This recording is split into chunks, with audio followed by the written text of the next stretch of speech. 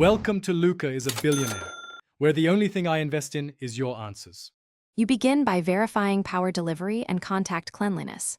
First, plug the case into a known good USB-C cable and a 5V adapter. Note the LED or vibration. While charging, clean the earbud and case contacts with 70% isopropyl and a soft brush, because grime prevents current flow. Once done, try at least 2 different power sources and cables to eliminate a faulty charger. This quickly isolates whether the issue is the cable, adapter, or the case itself. Next, focus on the physical charging interface.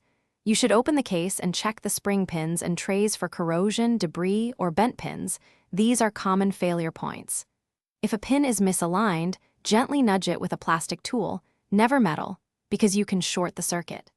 After cleaning and adjusting, put the earbuds back in and charge the case for at least 30 minutes so capacitors recover. Reseat each earbud firmly to ensure consistent contact while the case is powered.